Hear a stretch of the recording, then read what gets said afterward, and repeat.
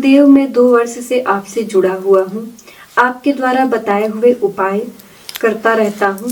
जिस तरह से आप हवन पुष्पार्चन बताते हैं, मैं आपकी विधियों को करता हूँ। मेरी दीक्षा और मंत्र दीक्षा भी हो चुकी है।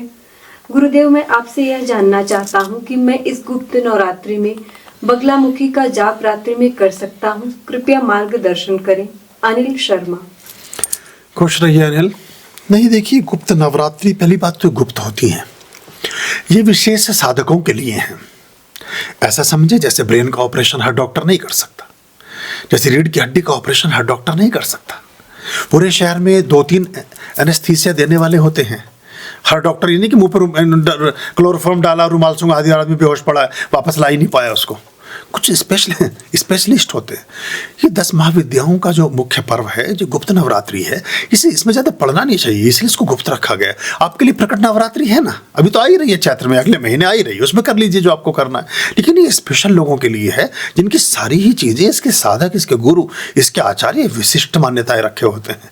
और बगलामुखी को सीधे आप 8वीं मंजिल पर सीधे छलांग मारकर नहीं चढ़ सकते हैं। तो देवी पार्वती के 10 रूप हैं, 10 महाविद्याएं, उनमें काली है, तारा है, छिन्नमस्ता है, षोडशी है, भुवनेश्वरी है, भैरवी है, धूमावती है। फिर उसके बाद 8वें नंबर पर बगलामुखी है, 9वें नंबर पर मातंगी है, 10वें नंबर पर कमला है। तो आप, ये क्रम है एक।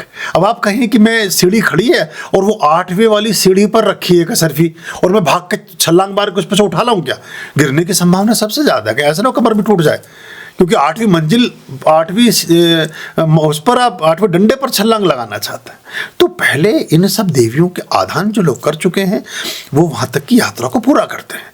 ये हमारे हिंदू धर्म में बहुत सारी साधनाओं में ये दोष हो गए हैं, और फिर जो उनके अंदर एक एबनॉर्मलनेस आने लगती है लोगों के अंदर, या वो एंगी बेंगी हरकतें शुरू कर देते हैं। उसका एक बड़ा कारण ये है कि उनकी एक दो DC-VC फूक चुकी होती है अंदर की।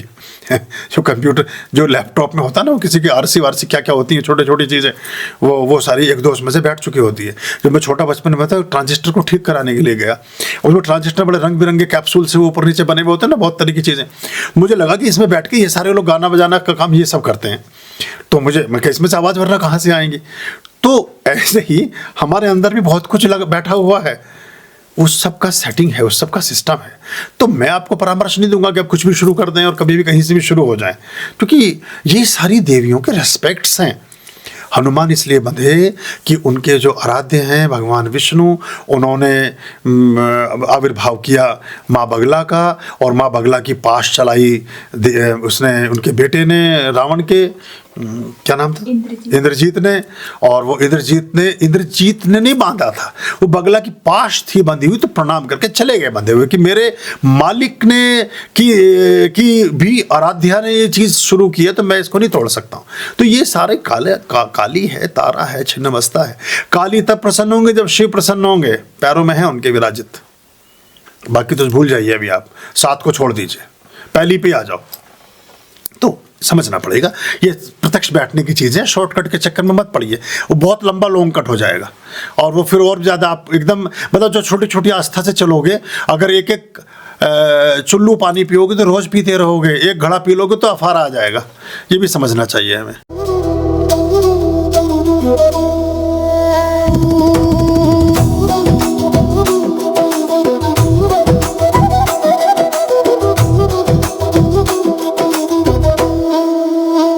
वो है समय से परे, हारे शीशों का दुख हरे,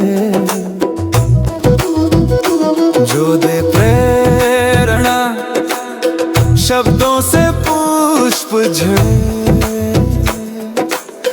जो हो जाए उनका संसार से तरे, भवसागर से तरे, संसार से तरे, भवसागर से तरे, संसार से तरे, भवसागर से तरे, संसार से तरे, भवसागर से तरे।